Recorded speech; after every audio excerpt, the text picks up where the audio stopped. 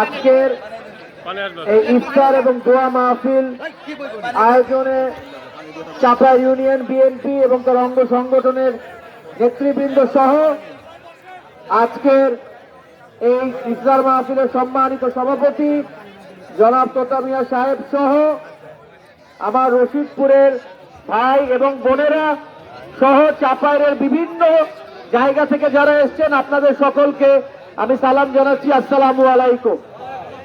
ইফতারের সময় আমার বক্তব্য বেশি দীর্ঘায়িত করব না।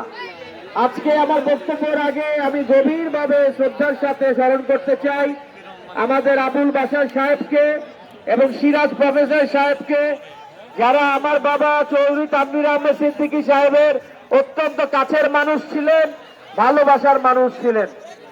এবং এই রশিদপুরের জনগণ, আমার মা বোনের এবং ভাইয়েরা দীর্ঘ 65 থেকে 70 বছর ধরে আমার বাবা চৌধুরী তানভীর আহমেদ সিদ্দিকী সাহেবকে প্রাণ দিয়ে ভালোবাসা দিয়ে এসেছেন, সেই মাছ মার্কার ইলেকশনের পক্ষ থেকে, সমর থেকে। এবং আপনারা আপনাদের দ্বারে যখন এসেছি আপনারা কোনো সময় আমাদের খালি হাতে ফেরত দেন নাই। সব সময় দল মত নির্বিশেষে আপনারা বলিয়াদি সিদ্দিকী জমিদার পরিবারের পক্ষে ছিলেন, তাদের মন দিয়ে ভালোবেসেছেন, তাদের অন্তর দিয়ে ভালোবেসেছেন, তাদের আপনার কাছে চাওয়া পাওয়া তাদের কোনো সময় কোনো কিছু ছিল না। আজকে আমাদের ভালোবাসার জন্য এই রশিদপুরের স্কুল একতলা পর্যন্ত হয়েছে, রাস্তাঘাটও এখন পর্যন্ত হয় নাই। ইনশাল্লাহ ভবিষ্যতে যদি আল্লাহ সুযোগ দেয় অবশ্যই রশিদপুর স্কুল 6 তলা পর্যন্ত হবে এবং রাস্তাঘাট হবে ইনশাল্লাহ। এই কথা আমি এই রোজার মাসে আপনাদের মাঝে বলে গেলাম, ইনশাল্লাহ অবশ্যই এটা হবে, এটা হবে।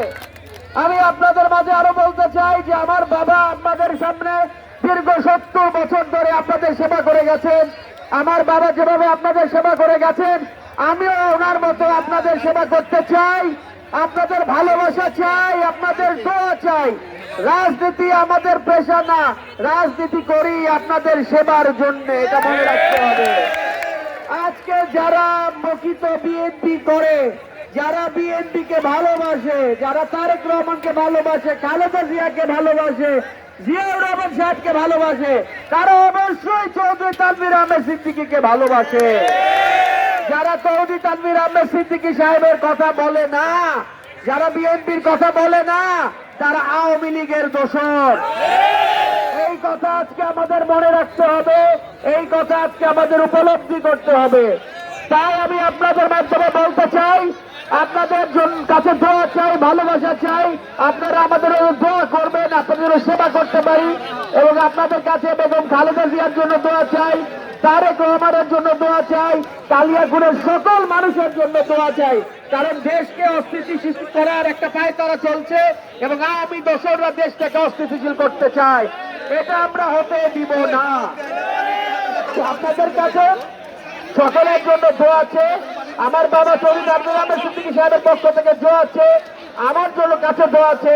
আমার বক্তব্য শেষ করছি, তো ভালো থাকেন, সুস্থ থাকেন, খোদা হাফেজ। বাংলাদেশ জিন্দাবাদ, শহীদ জিয়া অমর হোক, খালেদা জিয়া জিন্দাবাদ, তারেক রহমান জিন্দাবাদ, তানভীর সিদ্দিকী সাহেব জিন্দাবাদ। আসসালামু আলাইকুম।